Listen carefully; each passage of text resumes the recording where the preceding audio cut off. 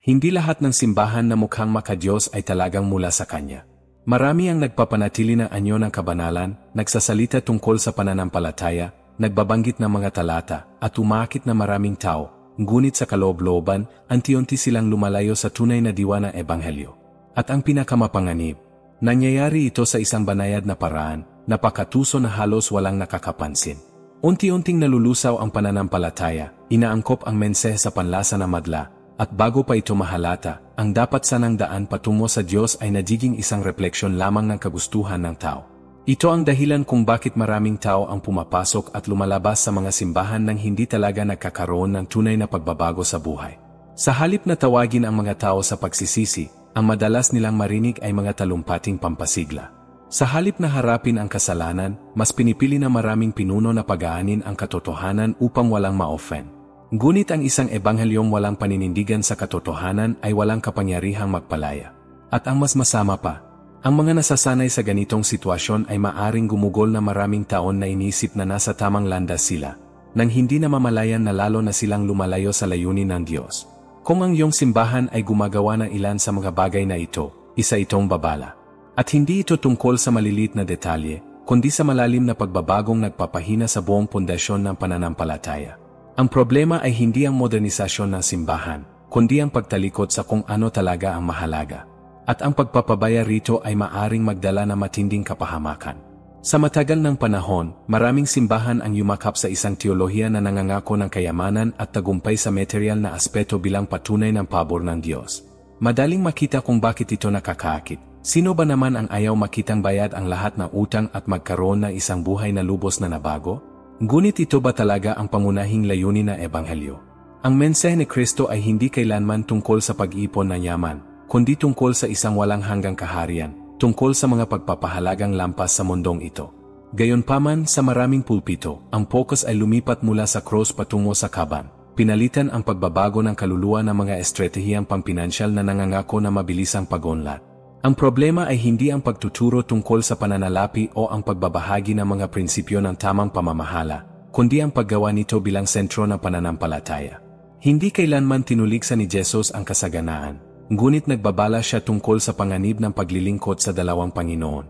Kapag ang simbahan ay nagiging isang lugar kung saan ang pangunahing layunin ay ang material na pag-unlad ng mga mayembro nito, may mali na. Ang bahay ng panalangin ay nagiging isang entablado para sa mga pampasiglang pananalita, kung saan ang pananampalataya ay nagiging isang uri ng kasunduan sa Diyos. Kung ikaw ay magbibigay, makakatanggap ka ng dobo. Ngunit paano kung hindi ito mangyari? Ano ang mangyayari sa mga taong nag-alay ng lahat, umaasang makakatanggap ng biyayang hindi dumating? At hindi lamang ito tungkol sa pera. Ang pagpapahalaga sa sarili ay naging isa ring pera ng palitan sa mga lugar na ito. Ang mga mensahe na deti nag-udyok ng pagsisisi, pagbabago, at pagsuko, ngayon ay umikot sa pagpapalakas ng kumpiyansa sa sarili. Napakagaling mo, ipinanganak kang tagumpay. Mga pangungusap na kaya-aya sa pandinig, ngunit naayon ba ito sa mensahe ni Kristo? Ang Ebanghelyo ay hindi tungkol sa pagpapalaki ng ating mga sarili, kundi sa pagpapako sa lumang pagkatao, sa pagtanggi sa sariling kagustuhan, at sa pagsunod sa isang landas na madalas ay makitid at mahirap. Ang kabalintunaan ay ito, madalas ang mga simbahan na ito ay umuunlad sa aspetong pinansyal habang ang kanilang mga mayembro ay nananatiling nasa parehong pakikibaka.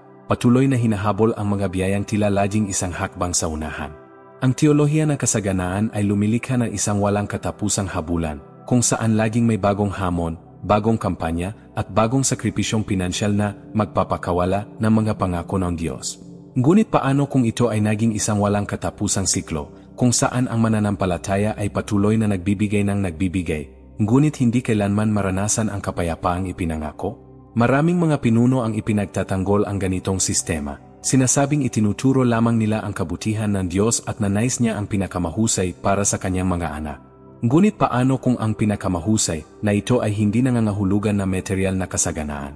Paano kung ang tunay na layunin ng pananampalataya ay napabayaan na lamang upang bigyang daan ang mga makamundong pagnanasa?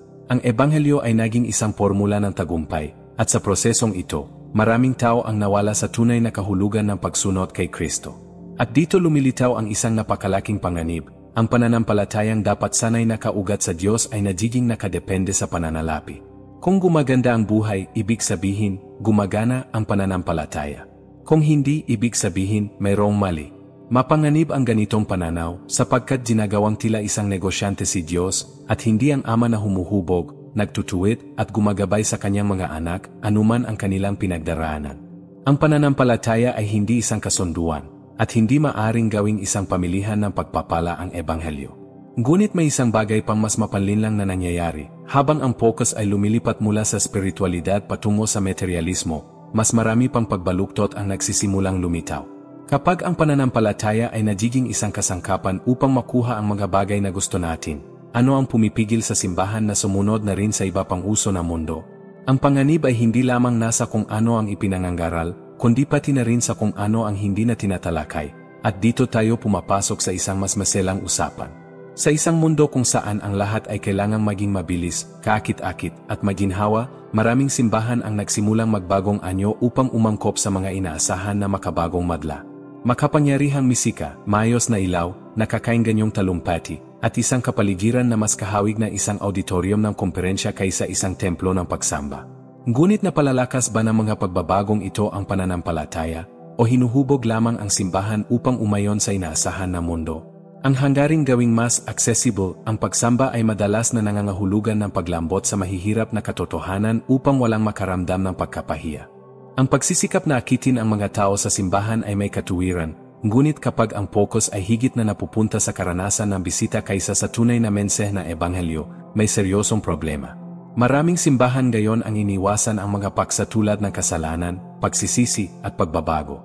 Sapagkat sino ba ang gustong marinig na may kailangan silang ituwid, lalo na sa isang kapaligiran na inaasahang maging maunawain at positibo? Ang resulta, mga-sermon na parang seminar sa pagpapalakas ng loob, puno ng pampasiglang pahayag na maaring matagpuan sa anumang aklat ng personal development.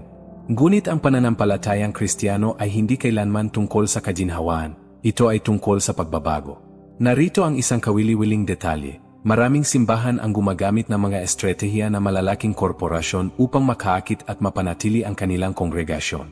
May mga pananaliksik kung anong mga salita ang dapat gamitin, anong uri na musika ang pinakamakapagpapagalaw sa emosyon, at anong pamamaraan ang pinaka-epektibo para mapanatili ang atensyon ng tao. Ang problema, kapag inangkop ang mga estratehiyang ito ng walang tamang pagkilatis, ang tunay na diwa ng pagsamba ay nawawala. Hindi na ang presensya ng Diyos ang pinakamahalaga, kundi ang karanasang madadala ng dumadalo. Kung hindi maganda ang musika, kung hindi kasyasya ang mensahe, kung hindi komportable ang paligid, madaling lumipat sa ibang simbahan. Ang pagsamba ay nagiging isang produkto, at ang mananampalataya, isang kliyente. Isa sa mga epekto nito ay ang tendensyang ipangaral lamang ang magagaan at positibong mensahe. Ang kasalanan, kung nababanggit man, ay inilalarawan sa malawakang paraan, walang diin, walang pagkadali. Sapagkat sino ba ang gugustuhing marinig na kailangan nilang magbago, kung maaari nilang marinig na sapat na sila? Ang problema ay ito, kung walang pagharap sa kasalanan, walang tunay na pagbabago. Ang pananampalataya ay nagiging mababaw, mahina at walang kakayahang suportahan ang isang tao sa oras ng pagsubok. Kapag ang ebanghelyo ay umikot lamang sa pagpapasaya sa tao, nawawala ang totoong kapangyarihan nito upang magpalaya at magpabago. Nagbubunga rin ito ng isang mapanganib na epekto, isang pananampalatayang nakasalalay sa damdamin. Kapag ang karanasan ang naging mas mahalaga kaysa sa tunay na relasyon sa Diyos, ang mga mananampalataya ay nagiging dependent sa mga panlabas na stimuli upang maramdaman nilang malapit sila sa Kanya. Kung masigla ang pagsamba, iniisip nilang nasa kanilang kalagitnaan ang Diyos. Ngunit kung seryoso ang mensahe, parang may kulang. Ang pagnanais na maging banal ay napapalitan ng paghahanap ng emosyonal na high. At kapag bumagsak ang emosyon, na tiyak na mangyayari sa buhay, ang pananampalataya ay nagsisimulang manghina. Marami ang nagsasabi na ang modernong pamamaraan ng simbahan ay kinakailangan upang maabot ang bagong henerasyon. At may punto naman daon. Ngunit hindi ba maaring napalayo na tayo ng husto? Dapat nga bang maging mas accessible ang simbahan, ngunit hindi kailanman sa kapinsalaan ng katotohanan? Hindi mahalaga kung dumagsa man ang mga tao kung hindi naman sila hinahamon na baguhin ang kanilang buhay. Sapagkat kailanman ang tunay na ebanghelyo ay hindi naging sikat. Ito ay humahamon, nakakagambala at nangangailangan ng pagbabago. At kapag mas mahalaga na sa simbahan ang pagkuha ng madla kaysa ang pagpapahayag ng tunay na katotohanan, unti-unti nitong nawawala ang kanyang tunay na pagkakakilanlan. At sa ganitong kalagayan, lumilitaw ang isa pang baluktot na pangyayari. Kapag masyadong nagiging comfortable ang ebanghelyo, Natural lamang na magkaroon na isang personalidad na magsisimbolo ng bagong anyo ng pananampalataya. Isang tao na charismatic, kaakit-akit, at may kakayahang ipakita ang optimistikong pananaw na ito. At dito, ang pulpito ay hindi na nagiging isang lugar para sa salita ng Diyos, kundi isang entablado para sa bagong pangunahing tauhan ng pananampalataya. Kapag ang imahe ng isang pastor ay nagiging mas mahalaga kaysa sa mismong mensaheng kanyang ipinapangaral, may isang mapanganib na paglihis na nagaganap. Sa maraming simbahan, ang mga pinunong espiritual ay nagkakaroon na halos hindi matatawarang katayuan, na para bang sila lamang ang may eksklusibong karapatan na ihatid ang tinig ng Diyos. Ang kanilang mga aral ay hindi maaring kwestiyonin, ang kanilang mga desisyon ay hindi maaring talakayin, at anumang kritisismo laban sa kanila ay itinuturing na isang direktang paglapastangan sa may lalang. Ngunit ito ba talaga ang papel na nais ni Jesus para sa mga lingkod na dapat sanay nagpapakumbaba? Ang pagsamba sa mga leader ng relihiyon ay hindi isang bagong pangyayari. Sa kasaysayan, palaging may mga makapangyarihang personalidad na umaakit ng tapat na mga tagasunod. Ang problema ay kapag ang debosyon sa isang tao ay humihigit sa debosyon sa Diyos, nagkakaroon na isang uri na espiritual na pagkakadepende na humihina sa pananampalataya ng mga mananampalataya.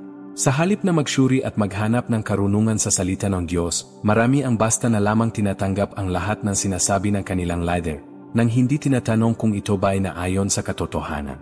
Sa ganitong paraan, ang pananampalatayang dapat sanay nakaugat sa Biblia ay nagiging isang refleksyon lamang ng opinyon at kagustuhan ng isang tao. Ngunit ano ang mangyayari kung ang isang labis na sinasamba at pinagkakatiwalaang pastor ay nagkamali? Sapagkat sa huli siya ay tao lamang at hindi perpekto. Ngunit kung ang simbahan ay itinayo sa paligid ng isang personalidad, anumang pagkakamali niya ay maaring yumanig sa pananampalataya ng kanyang mga tagasunod. Ilan na ang tumalikod sa kanilang paniniwala matapos matuklasan na ang pastor na itinataas nila ay may mga kahinaan din. Mapanganib ang pagtatayo ng isang pananampalatayang nakasalalay sa integridad ng isang leader, sapagkat inilalayo nito ang paningin ng tao mula sa tanging tunay at hindi nagkakamali, si Kristo. Bukod pa rito, ang ganitong labis na pagsamba ay lumilikha ng isang kultura na hindi mapanagot na pamumuno. Kapag ang isang pastor ay itinuring ng hindi maaring batikusin, sino ang mga ngahas na harapin siya kapag siya'y nagkamali? Sino ang may lakas ng loob na tanungin ang kanyang mga aksyon? Marami ang nagkakamali sa pagpapakumbaba at paggalang, kaya't pinapayagan nila ang pang-aabuso, espiritual, pinansyal, at maging moral, nang walang anumang pagtutol. May mga pagkakataong ginagamit ng ilang leader ang kanilang posisyon upang manipulahin ang kanilang mga miyembro. Sa pilitang kinukuha ang kanilang emosyon at maging ang kanilang pera, sa ilalim ng pangangatwiran na huwag mong hawakan ang hinirang ng Panginoon. Ngunit talagang kalooban ba ng Diyos ang ganitong sistema? At hindi lamang ang mga miyembro ng simbahan ang nasasaktan sa ganitong kultura. Ang mga pastor mismo, kapag inilagay sa pedestal, ay maaring magsimulang maniwala na sila ay mas mataas kaysa sa iba. Marami ang nagsisimula ng may mabuting hanggarin, ngunit habang lumilipas ang panahon at nadarama nila ang kapangyarihang hawak nila sa kanilang kongregasyon, dahan-dahan silang nagiging parang isang autoritaryong pinuno. Ang kapalaluan ay pumapasok, nawawala ang tunay na pagpapakumbaba, at ang tungkuling maglingkod ay napapalitan ng pagnanasa na paglingkuran. Hindi bihira ang mga kwento ng mga leader na nagumpisa sa katapatan ngunit kalaunan ay nilamon ng kanilang sariling ego. Ang tunay na pamumunong espiritual ay kailanman hindi tungkol sa kapangyarihan o katanyagan, kundi tungkol sa paglilingkod. Hinugasan ni Jesus ang mga paa ng kanyang mga alagad, itinuro na ang kadakilaan sa kaharian ng Diyos ay sinusukat sa pagpapakumbaba, hindi sa palakpak ng mga tao. Ang anumang pamumuno na mas inuuna ang personal na pagpaparangal kaysa sa spiritual na pagbabago ng iba ay nalilihis sa tamang landas. Ang simbahan ay hindi nangangailangan ng mga celebrity sa pulpito. Nangangailangan ito ng mga lingkod na handang akayin ang tao palapit sa Diyos. Ngunit kapag ang isang simbahan ay naging alipin na imahe ng kanyang leader, may isang hindi maiiwasang epekto. Ang mensahe na ebanghelyo ay nagsisimulang baguhin upang protektahan at panatilihin ang kanyang autoridad. At dito na pumapasok ang isang mas malaking problema, kapag ang tama at mali ay nagsisimulang muling tukuyin upang isulong ang pansariling interes, ang tunay na ebanghelyo ay nawawala at napapalitan na mas maginhawang interpretasyon. Kapag ang mensahe na ebanghelyo ay nagsisimulang baguhin upang maging mas katanggap-tanggap, ang dating tinatawag na kasalanan ay anti-unting pinapalambot, na-relativize, at sa ilang mga pagkakataon, ipinagdiriwang pa. Maraming simbahan ang iniwasan ng talakayin ito dahil alam nilang ang salitang kasalanan ay hindi komportable pakinggan, maaring makairita, at posibleng magtulak palayo ng mga miyembro. Ngunit nilikha ba ang ebanghelyo upang umayon sa panlasa na madla o upang baguhin ang buhay ng tao, gaano man kahirap ang pagbabagong ito? Ang Biblia ay hindi kailanman nagbigay ng kalituhan tungkol sa kung ano ang tama at mali. Ngunit sa pangalan ng inclusivity at paggalang sa pagkakaiba-iba, may ilang simbahan na nagsimulang bigyang kahulugan ang mga aral sa paraang mas madaling tanggapin. Ang dating tawag tungo sa pagsisisi ay naging isang usapin na pananaw. Tinatanggap ka ng Diyos kung sino ka, isang totoo at makapangyarihang pahayag, ngunit bihira ang nagdadagdag na mahalagang katotohanan kasunod nito. Mahal ka ng Diyos ng labis upang hayaan kang manatili sa parehong estado. Ang ebanghelyo ay hindi lamang tungkol sa pagtanggap, kundi sa pagbabago, pagtutuwid, at paghuhubog ng karakter ng mga sumusunod dito.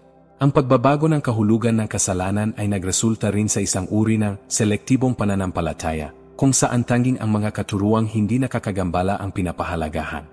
Madalas ipahayag ang tungkol sa pag-ibig, biyaya, at pagpapala, ngunit bihirang marinig ang tungkol sa kabanalan, pagsuko, at paghuhukom. Ang problema rito, ang isang ebanghelyong pinili lamang ang magagandang bahagi ay hindi ang tunay na ebanghelyo. Isa na itong napahina at nabaluktot na mensahe na wala ng kakayahang magdulot ng tunay na pagbabago. Sapagkat kung ang kasalanan ay hindi na isang problema, bakit pa kakailanganin ang pagsisisi? Ito ay makikita sa paraan na maraming tao sa kanilang pananampalataya. Noon, may takot at paggalang sa Diyos. Ngayon, ang nangingibabaw ay isang komportableng espiritualidad kung saan ang bawat isa ay maaring bumuo ng sarili nilang bersyon ng katotohanan. Ang mga kasalanang dating dapat talikuran ay biglang tinatanggap, at anumang pagtatangkang ipakita ang pagkakamali ay itinuturing na panghusga o kakulangan sa pagmamahal. Ngunit ang tunay na pagmamahal ay hindi ang pagtatago ng katotohanan upang umiwas sa hindi pagkakasundo, kundi ang pagsasabi na nararapat, kahit ito ay masakit o mahirap tanggapin. Marami ang nagsasabi na kailangang sumabay sa panahon ang simbahan, na dapat itong makibagay sa lipunan at iwanan ang mga lumang interpretasyon. Ngunit nagbago ba ang salita ng Diyos?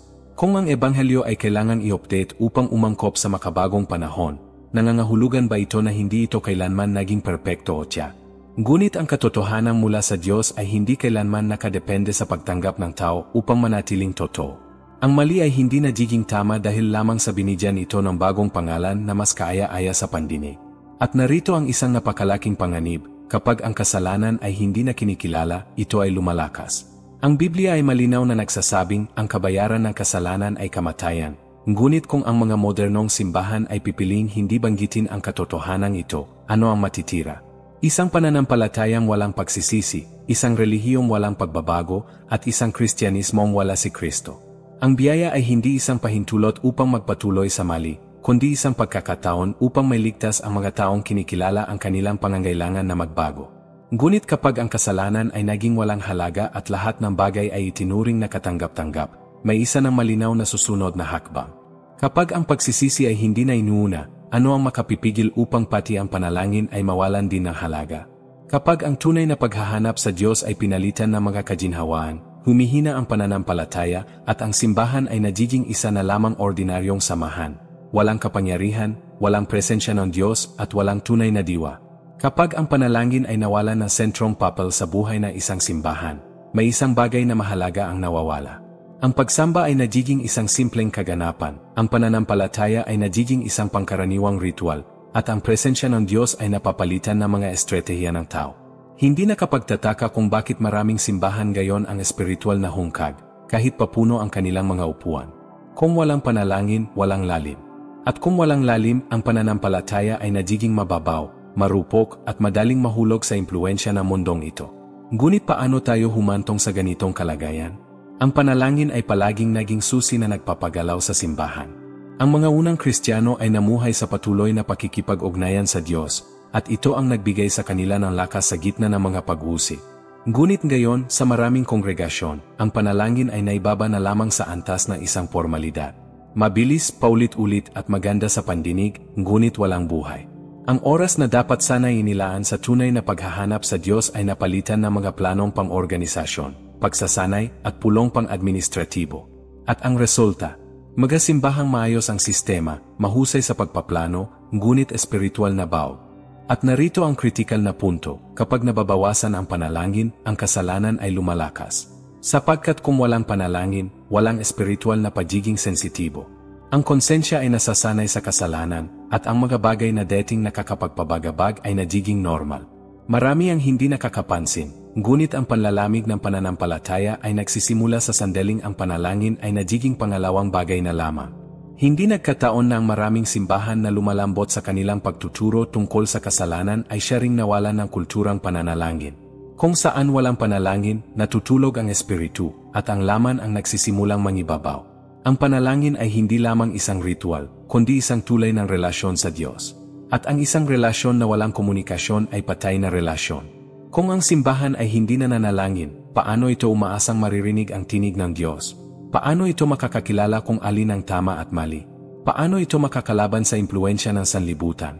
Ang sagot ay malinaw, hindi nito magagawa. Kaya naman maraming simbahan gayon ang naliligaw, sinusubukang punan ang espiritual na kawalan sa pamamagitan ng ilaw, programa, at estratehiya para sa paglago. Ngunit wala sa mga ito ang maaring pumalit sa kapangyarihan ng isang buhay na may panalangin. Ang kagiliw-giliw dito ay ito, kapag ang tunay na panalangin ay nangyari, lahat ay nagbabago. Ang kapaligiran ay nababago, ang mga tao ay nagiging mas mapagpakumbaba, at ang mga himala ay nangyayari. Ang simbahan ay hindi na isang lugar ng aliwan, kundi isang lugar ng tunay na pakikipagtagpo sa Diyos. Ngunit ito ay nangangailangan ng prioridad. Kailangan ang panalangin ay bumalik sa pundasyon, hindi lamang isang dagdag sa dulo ng pagsamba. Hindi ito usapin ng tradisyon o relihiyon, kundi ng espiritual na kaligtasan. Ang isang simbahan na walang panalangin ay tulad ng isang hukbong walang komunikasyon. Hindi alam ang direksyon, walang lakas upang lumaban at madaling maging biktima ng kaaway. At tungkol sa kaaway, narito ang isang katotohanang maraming simbahan ang iniwasang pag-usapan, ang espiritual na labanan. Kapag ang simbahan ay tumitigil sa pananalangin, ito ay tumitigil sa pakikibaka. At kapag ito ay tumigil sa pakikibaka, ang kaaway ay umusad. Maraming modernong simbahan ang simpleng hindi pinapansin ang katotohanan ito. Itinuturing itong emosyonal o psikolohikal na isyu lamang. Ngunit ang Biblia ay kailanman hindi lumabo sa usaping ito. At ito mismo ang susunod na mahalagang paksa na kailangang talakayin. Maraming modernong simbahan ang umiwas sa paksa ng espiritual na labanan. Para sa ilan, ito ay tila luma na at hindi na angkop sa panahon. Para sa iba, ito ay tila isang pagmamalabis. Ngunit ang hindi pag-amin sa katotohanan ito ay hindi nangangahulugan na hindi ito totoo. Hindi kailanman itinuring ng Biblia ang espiritual na mundo bilang isang pangalawang bagay lamang. Sa halip, malinaw nitong ipinapahayag na ang ating pakikibaka ay hindi laban sa laman at dugo, kundi laban sa mga kapangyarihan ng kasamaan sa espiritual na dimensyon. At kapag ang isang simbahan ay hindi pinapansin ang katotohanan ito, nagiging mahina ito, hindi namamalayan na ito ay ina-attack ng isang kaaway na ayaw nitong kilalanin. Ang tuso ng labang ito ay nasa paraan kung paano ito nagpapakita, hindi palaging sa anyo ng sinasapyan o dramatikong pangyayari. Sa karamihan ng oras, ang kaaway ay kumikilos ng palihim sa pamamagitan ng panlalamig ng pananampalataya, pagkakalito sa doktrina, at pagkakawatak-watak ng mga kapatiran. Kapag ang panalangin ay tumigil, kapag ang kasalanan ay naging normal na lamang, kapag ang ebanghelyo ay napahina, hindi ito nagkataon lang. May mas malaking puwersang kumikilos sa likod ng mga pagbabagong ito. Isang puwersang tahimik ngunit patuloy na nagpapahina sa simbahan mula sa loob. Ang pinakadelikadong bahagi ng lahat ng ito ay ang hindi pagkilala sa katotohanan. Maraming simbahan ang itinuturing na katang-isip lamang ang espiritual na labanan, isang bagay na tila bahagi lang ng nakaraan. Ngunit kung pinalayas ni Jesus ang masasamang espiritu, kung hinarap ng mga apostol ang espiritual na oposisyon, bakit natin isiping iba na ang sitwasyon ngayon? Isa sa pinakamalalaking kasinungalingang lumaganap sa loob ng Kristyanismo ay ang ideya na ang kasamaan ay hindi na makapangyarihan sa mundong ngayon. Ang kaaway ay hindi kailangang makita upang maging aktibo. At kung mas kaunti ang nagsasalita tungkol sa kanya, mas maraming puwang ang ibinibigay sa kanyang mga gawain upang makapagtrabaho ng walang paglaban. At may isang kapansin-pansing pattern, habang mas lumalayo ang simbahan sa katotohanan ng Biblia, mas bihira nitong banggitin ang espiritual na labanan. Bakit? Dahil ang pakikibakang ito ay nangangailangan ng paninindigan. Nangangailangan ito ng patuloy na panalangin, matalas na pagkilala sa tama at mali, at tapang upang harapin ang mga bagay na mali. Ngunit kung ang simbahan ay mas nag-alala sa pagiging kaakit-akit sa mundo kaysa sa paglaban sa kasamaan, nagiging isang madaling target ito. Para itong isang hukbo na hindi kinikilala ang kaaway, kaya't hindi naghahanda para sa digmaan. Ano ang nagiging resulta?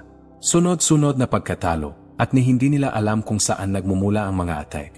Ito ang dahilan kung bakit maraming simbahan ngayon ang tila laging nasa panahon ng krisis.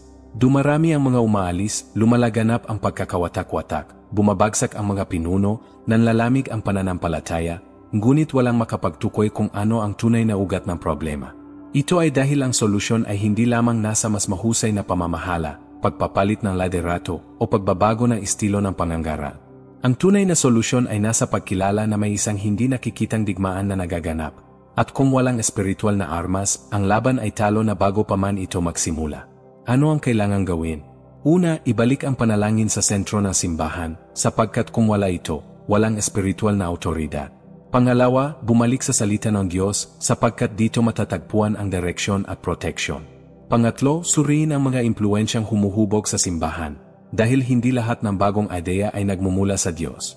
At panghuli, unawain na ang labanang ito ay hindi maaring mapagtagumpayan sa pamamagitan ng mga estratehiya ng tao, kundi sa pamamagitan ng isang pananampalatayang hindi natitinag, nakaugat sa katotohanan at laging nauuhaw sa presensya ng Diyos.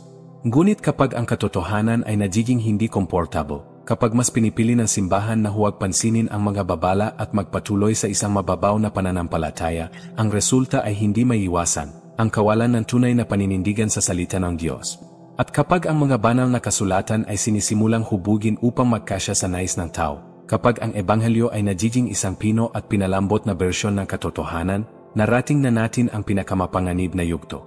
Ang pinakamalaking trahedya ng isang simbahan ay hindi ang pagkawala ng mga mayembro, hindi ang pagharap sa mga kritisismo, at hindi rin ang pagkakaroon ng mga panloob na krisis. Ang tunay na trahedya ay kapag iniwan nito ang katotohanan upang maging mas katanggap-tanggap. At ito mismo ang sitwasyon kung saan maraming modernong simbahan ang napunta. Sa takot na makasakit, mawalan ng tagasunod o magmukhang masyadong mahigpit, sinimulan nilang palabnawin ang mensahe ng ebanghelyo. Ngunit kapag ang katotohanan ay pinahina, nawawala ang tunay na epekto ng ebanghelyo. Walang pagharap sa kasalanan, walang tunay na pagbabago.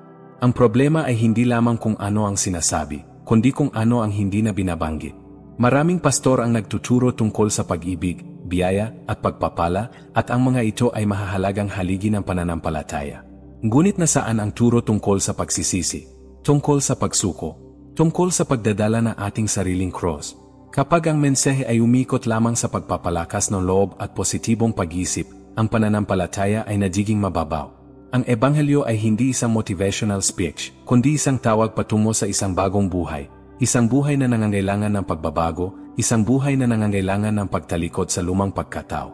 Ito ang dahilan kung bakit maraming simbahan ngayon ang umiwas sa mahihirap na paksa. Kasalanan. Huwag pag-usapan masyado, baka may ma-offend. Paghuhukom. Baka matakot ang iba. Buhay na walang hanggan. Maari, basta't huwag banggitin ang tungkol sa kaparusahan. Ngunit kailanman ay hindi ipinangako ng Biblia ang isang madaling landas. Hindi sinabi ni Jesus na susundan niya ang kagustuhan ng tao. Sinabi niya na ang sinumang nais siyang sandan ay kailangang itakwil ang sarili. Kaya't bakit ngayon maraming simbahan ang pilit na ginagawang comfortable ang Kristyanismo? At narito ang isang mapanganib na realidad, kapag ang katotohanan ay nagiging baluktot at nababago ayon sa kagustuhan ng mundo, nagiging marupok ang simbahan. Ang mundo ang nagtatakda ng mga pamantayan, ang kultura ang nagdidikta ng mga pagpapahalaga, at ang Biblia ay biglang naisasantabi o iniinterpreta ayon sa kagustuhan ng tao. Hindi na mahalaga kung ano ang sinabi ng Diyos, kundi kung ano ang mas madaling tanggapin ng lipunan. At sa prosesong ito, ang ebanghelyo na dapat sana'y nagpapabago sa mundo ay siya namang hinuhubog ng mundo. Ang sagrado ay nagiging makamundo, at ang simbahan ay nawawalan ng kanyang tunay na pagkakakilanlan.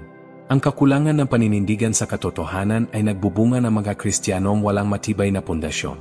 Magataong sumusunod sa pananampalataya hanggat ito ay madali at maginhawa, ngunit agad na bumibitaw sa unang pagsubok.